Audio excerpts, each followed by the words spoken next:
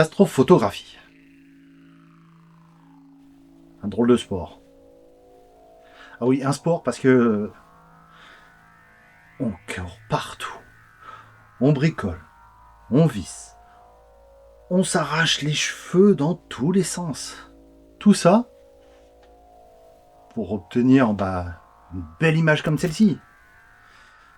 Ou une moins bonne, comme celle-ci. C'est tout le problème. En fait, il faut commencer par le début. L'astrophotographie, ça nécessite un petit peu de matériel. Un petit peu. On peut commencer très très très court. Juste un trépied. Alors le trépied, par contre, vous n'y couperez pas, c'est indispensable, vous n'avez pas le choix. Après un appareil photo et un objectif. Avec ça, déjà, on peut commencer à faire des jolies photos du ciel, un peu comme celle-ci, voilà, que j'ai faite avec mon appareil photo cet été. Et puis, on peut aller plus loin.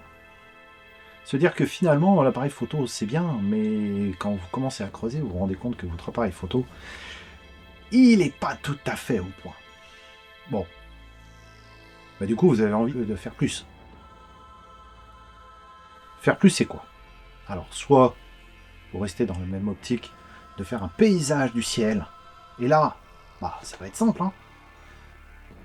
Ou alors, vous allez chercher les objets du ciel profond. Et pour chercher les objets du ciel profond, faut un petit peu plus de matériel. Alors, je vais être franc, hein. Oui, ça peut monter très très vite en termes de tarifs et de complexité. Pas de problème. Mais on peut commencer à pas trop cher et relativement facile techniquement. Alors, relativement facile techniquement, première chose, on va éviter les télescopes vendus pour débutants, toutes les grandes surfaces, avec juste un tube, un trépied pourri, un tube qu'il va falloir régler dans tous les sens et qui n'est pas du tout adapté parce qu'en fait, ça nécessite d'avoir un petit peu plus de connaissances qu'un simple débutant. Moi, ce que je conseille pour commencer, c'est la lunette. C'est ultra simple. C'est un tube et des lentilles. C'est tout. Après, on va voir plus loin. Et pour commencer avec une lunette, il va vous falloir quand même un petit peu plus de matériel que juste une lunette. Il va vous falloir, on commence, hein.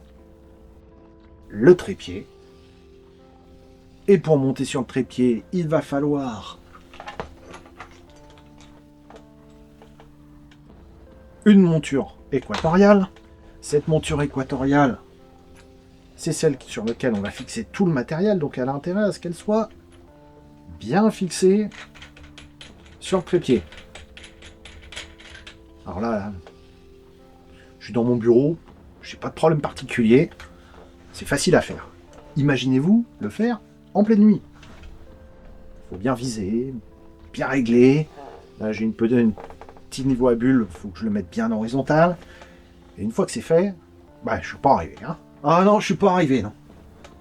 Il va nous falloir la monture équatoriale à proprement parler. Pourquoi une monture équatoriale? Parce que, en fait, le ciel semble nous tourner autour, mais il ne tourne pas à l'horizontale. Il tourne selon forme d'arc de cercle qui monte depuis l'est et qui redescend vers l'ouest en passant le point le plus haut niveau du sud. Cette monture équatoriale, je vous l'ai dit au début, c'est pas cher. Enfin, tout est relatif, bien entendu. Ça coûte 300 €. Aux alentours de 300 €, tout compris, le matériel tout compris. C'est un prix d'entrée, pas de gamme, de premier accès. Là-dessus, on va pouvoir mettre du matériel plus ou moins léger. On ne peut pas excéder des poids trop importants puisque le poids maximum, c'est 5 kg. Et donc, ça monte vite, 5 kg, hein, mine de rien. Je monte donc cette petite pièce qui est donc un moteur. C'est un moteur, hein, en réalité, ça active le moteur et qui fait tourner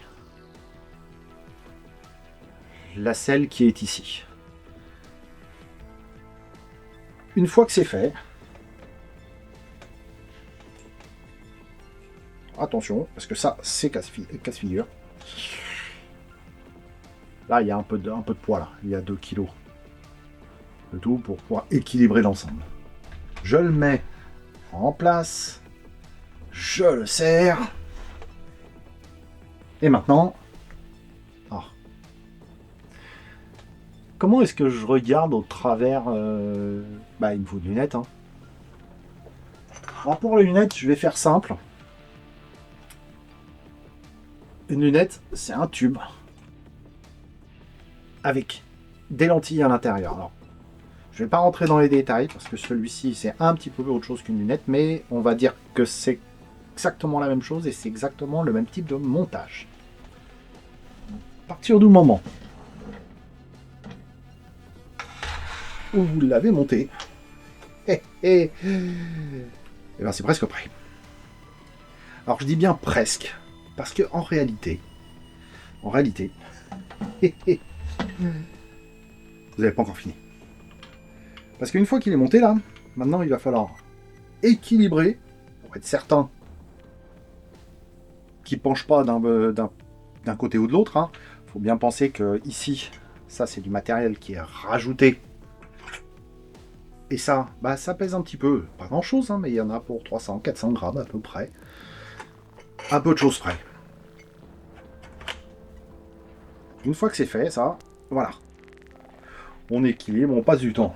Alors, encore une fois, je suis dans mon bureau là, je ne bouge pas, je suis avec de la lumière, j'ai aucun problème particulier pour faire quelque chose. Pour pouvoir regarder les étoiles, vous faites ça dans le noir. Hein. On n'y voit rien. Très vite, on n'y voit rien.